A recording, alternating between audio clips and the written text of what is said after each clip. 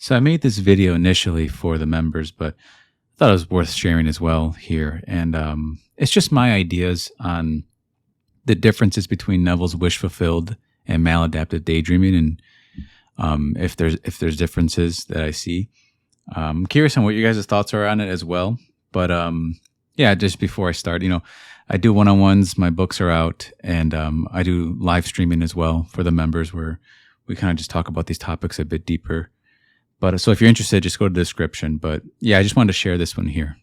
So it's just going to start now. Thank you. So this is a pretty old question that was asked in a live stream a while ago, really. And at the time, because you do it, you're speaking live. I try to think about it as much as I can on the spot and to give some answer.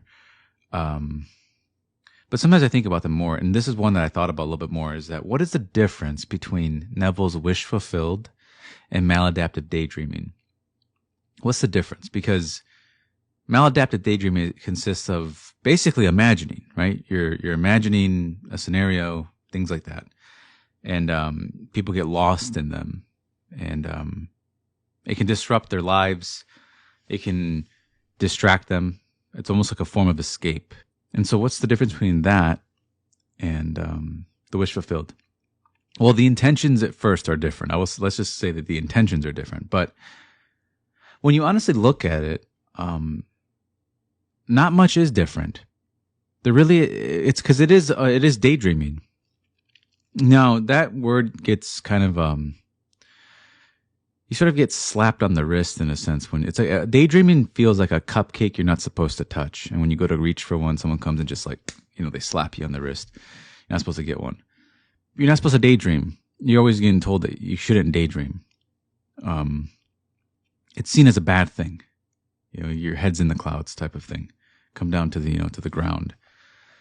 But I view maladaptive daydreaming as a form of daydreaming. It is daydreaming. And we can't help it. We're going to daydream. We're going to night dream as well. It's like having a nightmare is a form of a dream. It's a type of dreaming. Maladaptive is another type of dreaming. There's all these different types of dreamings. And we're always dreaming all the time. We can't escape it. But the intentions are different. A lot of maladaptive daydreaming comes from escape. It's I need to remove what I want to think about or should think about and think about something else that is just diverging my attention away from it. While Neville's wish fulfilled is about changing oneself. In a way, it's maladaptive because it doesn't produce anything in someone's life. Dreaming should produce in your life. Some motor element inside of you should move you towards it. You'll feel yourself compelled towards it. It should change you to some degree. And when it doesn't, when it's unhelpful, it doesn't really do anything. It doesn't produce anything. It's maladaptive. It's just a type of dreaming that doesn't produce much. So how do we dream things that produce things? The best way I have found is by applying what Neville said. And it's not a form of escape. He's said this before, but it's not a form of escape. You don't want to think that you're running away from something. If you have a fear, you need to face it and realize you have nothing to be afraid of inside. Once you realize that, you'll figure out what you're afraid of actually will free you. You'll become more and more free. You'll bump into a fear, and you won't be afraid of the next fear. What you will realize is that it's something that you need to not fear inside of you because there's nothing to fear. And then every fear becomes almost like a stepping stone towards your own freedom. And so the difference between maladaptive and Neville's work is that one produces and the other one just doesn't. The other one doesn't really do anything. It's like maybe you immerse yourself in an idea, but it didn't really do anything. You weren't really convinced by it, which is fine. Or maybe you're convinced, but it was only for like a minute, and then you, discard it later. You think it's stupid that you thought that or something. But if you take your ideas more seriously, and you really feel the reality of what you're imagining, you'll feel more compelled to live from that position because our real beliefs are what we live by. We live by them. What are we living by? In a way, we're always communicating with ourselves, whether it's by dreaming or through our behaviors, which really are so linked. But we're always talking to ourselves, about ourselves, to ourselves. And so if you are a maladaptive daydreamer, you can ask yourself, what are my dreams? What do they consist of? And from there, I can discover more about myself. Once I start to discover more about myself and I start to change myself, then I'm producing in my life. Until then, it's just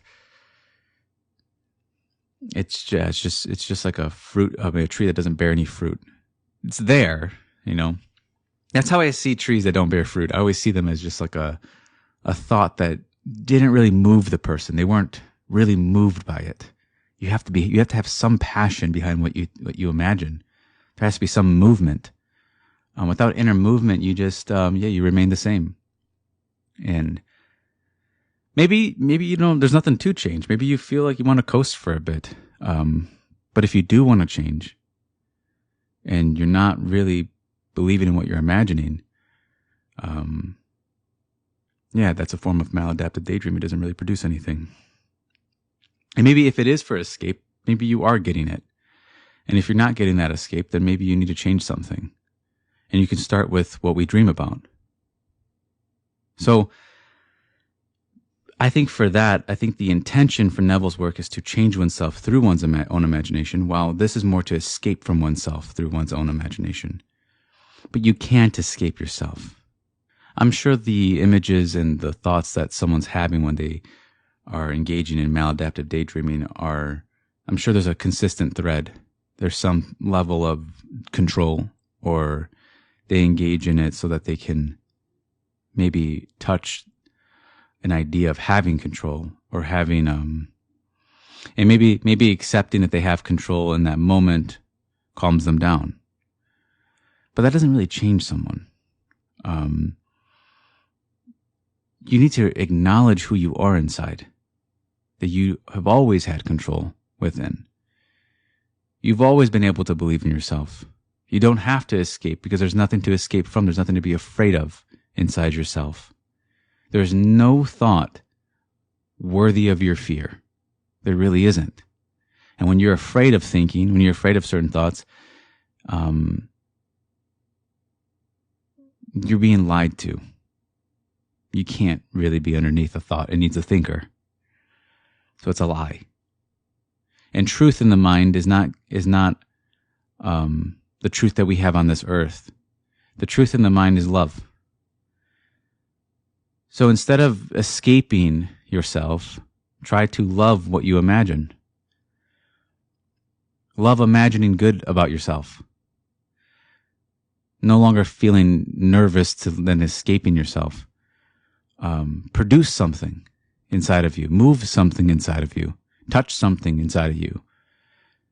And from that, you'll trigger a passion, and then you'll move down that route. And if you make it loving, then it'll be true to your desire, and you'll feel more fulfilled in your life. Obviously, it's easier said than done. But if you already are daydreaming, you might as well just get more control of it. You maybe get more, if you have to, maybe at night you can't get control of it, fine. But in the daytime you're dreaming, at least take moments where you can control it and produce something in you. Really feel after something within you. Just a few times a day. Just see if you can do it. Because obviously you're sort of sleeping, and obviously you have no control of your dreaming. You wake up and maybe you're somewhat aware, but it's not always good to be fully aware of every single thing you're doing. It can be kind of exhausting. So you have to find some balance, that there has to be moments where you withdraw from the world, go into the depths of yourself, and gain some control. By that I mean you just start to imagine what you want in this moment. And so, that would be like the difference. I think it's a spectrum of change. And I think maladaptively daydreaming it doesn't produce any change. And so if you view it like a spectrum, then the more potent thought, the more it leans more towards what Neville is saying, while the less potent, the kind of vaguely repetitive or escaping kind of thought, it doesn't really produce anything. And honestly, you kind of got your reward. It's sort of like you're told that there are certain people who pray, but they pray so that they can be seen by other people. So they start speaking very loudly. They want to be heard by other people that they're praying. And then when they are heard, that's their reward. Same thing's kind of true with maladaptive daydreaming, is that you dream about something to escape. You dreamt it for your escape. That was your reward. You got it. Like, you fulfilled it. But that's not really what you want, right? You want some further change. So how do I further change myself rather than just entertain myself? Even though they are similar, because dreaming in a sense is entertaining. I would say become serious about what you love inside and what you dream about. Don't take it for granted. If you already have the ability to dream, just get more control of it. Be more intentional and try to produce something within you.